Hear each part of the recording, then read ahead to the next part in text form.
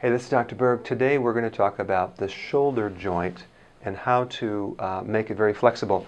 One of the challenges with having shoulder pain is that it holds a lot of stuck energy and it keeps your neck and traps very, very tight. A lot of people have that. I'm going to show you some great stretches to make your shoulders very symmetrical and very, very loose and less stressful. But the way I'm going to do it is very counterintuitive, and it's not taught in schools. So this is something I just learned from doing it on thousands of patients. So I think you can use these techniques. Now it does help to have someone else do this on you. You can sort of do it yourself. So we'll just have to adapt. If you have someone around the house, you can have them do this. But I want you to get the principle of how this works. So the first thing we're going to do is we're just going to check the range of motion on the shoulder. And there's a lot of different motions that we can test. The first thing we're going to do is we're going to check the internal and external rotation. So we're just going to take her arm and we're just going to kind of go down this way. Okay, we're going to internally rotate this way. And if you notice, the shoulder goes forward like here. So that's not good. So let's check this side here. You see how this one moves nicely? So she can go all the way down this way. Look at that, all the way. And you can probably even do this on the floor with your arms down to compare left or right. So we want to check first down this way and this way. So you just have someone take this arm out like this and you just rotate it and see which one is restricted. So we're not looking for weak muscles, we're looking for tight muscles, which are basically short muscles. All right, so now if the shoulder is not moving this way, the way we're going to stretch it is the opposite way. Now this is different, because if I keep stretching like this, it's just going to be like a rubber band. The way the muscles work is anytime you move a muscle, go ahead and just like do this. Okay. When she's moving this muscle, when she goes up, this is contracting. Okay. In order for this to contract and move, this one has to relax at the same time. So when she triggers this one on, this one automatically turns on. So they're on the same circuitry. On switch, off switch. Okay? So then when she pulls it out, she's contracting this muscle and this one's turning off.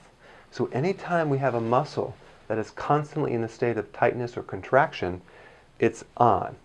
So we can either stimulate the opposite muscle with pressure, or we can actually stretch the opposite muscle. Okay, so now if this muscle's not going down this way, we're going to be stretching the opposite way this way. So I'm going to stretch all the way here and then relax. Stretch for a second, relax. So all I'm doing is stretching in the opposite direction, that's all. So if I do this for about 10 times, stretching really good, she's going to start being able to stretch down here much better. See how that works? Okay.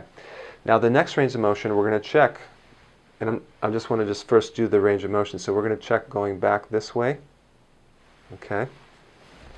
And going back this way. And this one seems to go back nicer. This side is contracted. Now she lays on her back.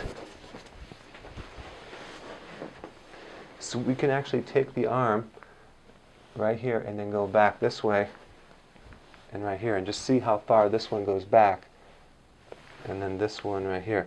So, I mean, we're just talking about subtleties, but if you lay in your back and this arm only goes down this far, we know there's a problem with this shoulder.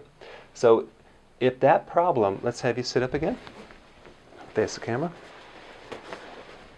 So if this shoulder doesn't go back, okay, then we'll stretch the opposite way, going inward this way.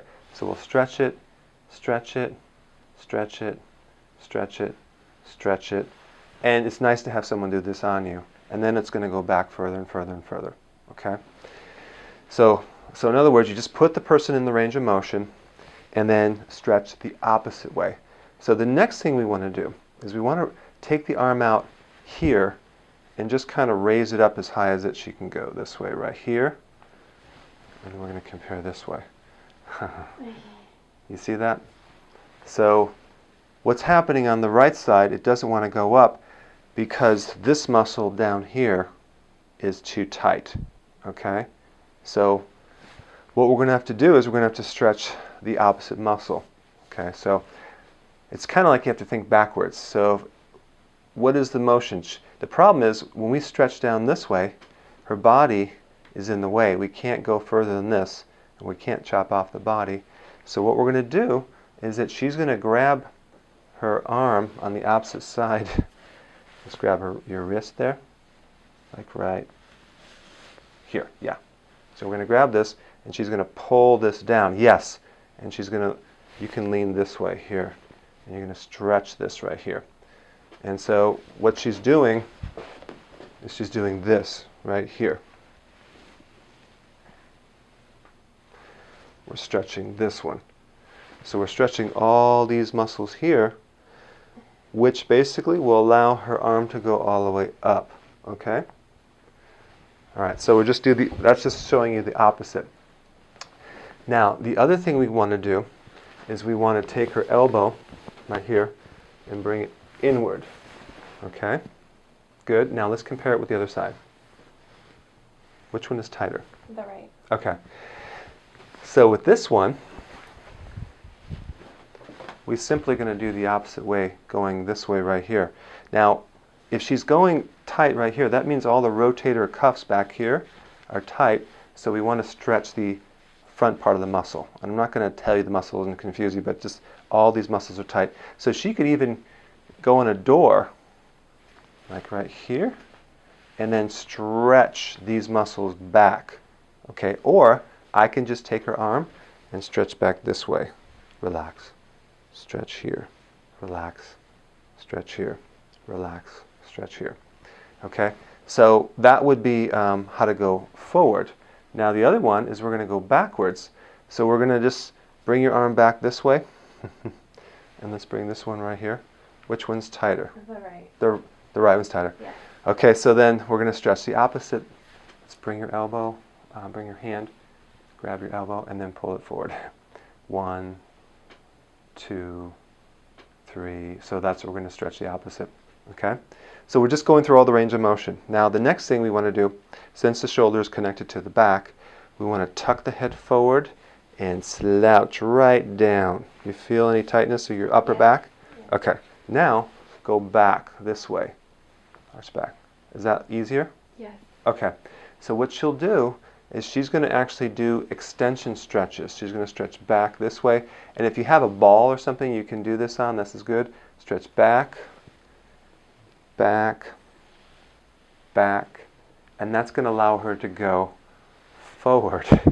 Yeah, You see how I did that? Okay. Now the other thing that I want to do is I'm going to have you scoot around with your feet over here facing, yes, right here. Okay, so now you got two bones right here called the scapula bones, and they connect to all these muscles here called the rotator cuffs, which rotate this. So the first thing we're going to do is we're going to shrug the shoulder on the right. Good. Now shrug it on the left. Which one's easier? The left. The left one is easier. So this one doesn't want to go high. So guess what she's going to do? She's going to push it down. 1, 2, 3, 4. And you could do it, have someone do it manually too, and really stretch that, because this scapula creates a lot of tension in these muscles right through here. Okay, so now we went upward. Now we're going to actually just take it and go forward. We're going to push it forward and bring this forward. I guess what you could do is you can take your arm, go forward this way, right here. Yeah. Okay. And then bring the other one. Yeah. You see how you're stretching these, it's called rhomboids, you're stretching these, yeah, right there. So which one's tighter when you go forward? The right. The right one is tighter again? See, what happens is that this bone is moving on the ribs right through here. We want to see if there's any restrictions. So if it's tight going this way, what we're going to do is we're going to have her take this and keep it straight. Keep your arm straight and relax your shoulder. Arm straight. So we're going to stretch it back, back, back. Just do the opposite motion. Okay? Okay, so then the other thing is that let's bring the shoulder inward. Yes, right there. Okay. Now bring this one inward. Is that tighter? Which one's tighter? The right. The right one's, okay. So with that one, we're going to actually go outward. We'll stretch out this way. Okay, see how easy this is? We just find the motion that's tight and we do the opposite. And the last one is you're going to shrug this down. Okay, and then shrug this down. Okay, shrug this down. Which one's tighter? The right. Of course. So we would just stretch it up. Okay, stretch it up. Now there is a common denominator to what I'm finding here. Every single range of motion on the right side is tighter than the left. If this happens, then we know there's something else going on. And that means that this shoulder is being caused by something referred by somewhere else. Now, she did tell me, right before I did this video, that she, when you were how old? 13. 13, dove off of in a pool and hit her head, right? Mm-hmm. And compressed the head and fractured these bones right here. She has a plate in her neck. And I'm thinking, okay, that could have caused this, but there was no nerve damage. Of course, a compression injury, we want to do traction, of course, right? But there's something else that can cause a right shoulder pain, and it's the gallbladder. So I'm going to try something. I'm going to try an experiment here. I don't know if it's going to work. Don't try this at home. No, I'm just kidding. Lay right on your back, face up. So the gallbladder is right here, and all I'm going to do is just kind of press a little bit in here and massage the gallbladder a little bit within her tolerance right through here. Now what I'm going to do is I'm going to kind of work on this for a couple of minutes, and then we're going to see if this is connected to the shoulder. I would say 90% of people with right shoulder have a gallbladder problem. And again, if that's the case, all the stretching in the world is not going to work because this is the culprit. Now, what is the relationship between this gallbladder and the right shoulder? There's a nerve that comes right through here, all the way up into the right shoulder. So, and that would be called the phrenic nerve. You actually have one on the opposite side too, but if it's on the left side, it could be the pancreas. Now that tendon right through there. Mm-hmm. So we're just kind of coming in there and kind of working it out a little bit.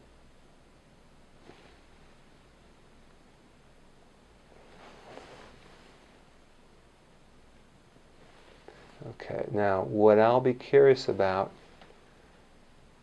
is let's just see what her shoulder does now. Okay, bend this right here. Okay, relax your shoulder.